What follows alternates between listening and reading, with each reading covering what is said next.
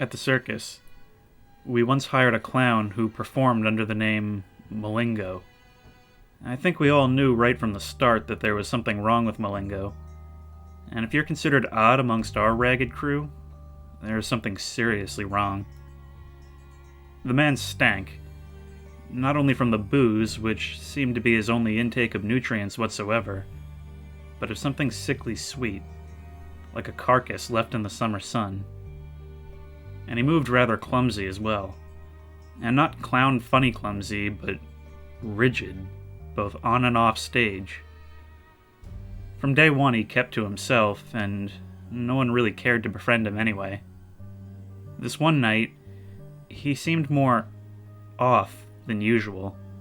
The idea was that he would use the trampoline and do a couple of flicks in the air before crash landing.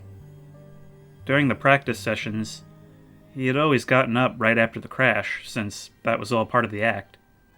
But this night, in front of the audience, he didn't get up. I was the first one to reach him, since I'm always there during the clown's act. If the stench didn't tell me something was wrong, the huge gaping hole in his stomach did. It was like he had just burst open. Thankfully, I managed to get the clowns to play ambulance and carry him out before the audience realized it wasn't part of the show. I also managed to hide his wound with the help of a tablecloth we had on stage. We have a doctor in our troupe, and after examining Malingo, he said that the clown had been dead for weeks. The last trick had been too much for his decomposing body, and he had simply burst.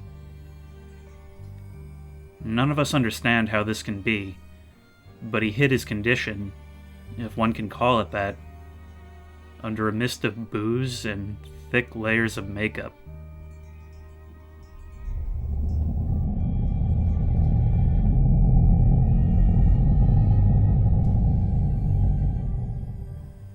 In France, a young ambient musician by the name of Charles undertook an interesting new project.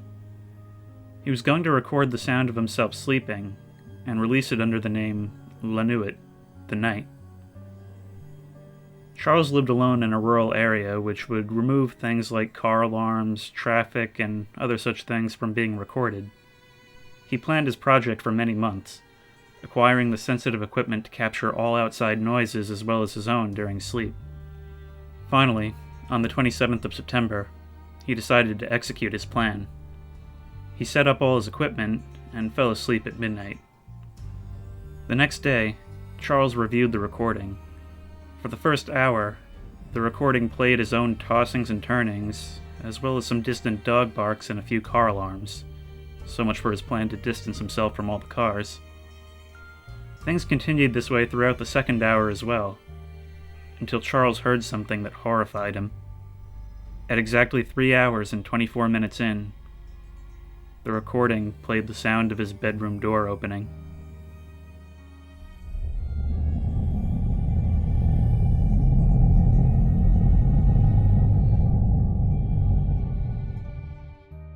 My mother told me about it when I was around 6 years old. She told me I wasn't an only child, that I was one of 2 little girls. You see, she told me that I was the firstborn, along with my twin sister, who died the evening we were born. She never told me how she had died, or when they had had the funeral for her. She told me about my father going into a deep sense of mourning, and so, to let us never forget, he made a sculpture of her. She was painted to every last detail, from her cute blue eyes to the little dimples in her cheeks.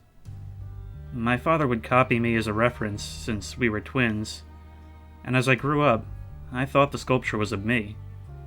But now that my mother had cleared this all up, I felt more close to the sculpture than I ever did before. It wasn't long until I noticed that every year, on my birthday, my father would replace the sculpture, so that the sculpture would look the same age as me. He continued to do this well into my teenage years, capturing her older and more mature features and the change in her face. On my 18th birthday, I couldn't get to sleep. I was wondering how my father made the sculpture so detailed of me so late into the night. Perhaps he kept a photo of me to use as a reference? I was curious, so I decided to creep my way downstairs to see if I could catch my father making the sculpture. And as I peeked my head around the kitchen door, I felt all the color drain from my face.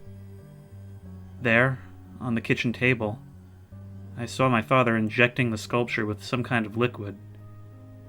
He whispered, "You'll always be my little sculpture," as I watched the sculpture's hands twitch.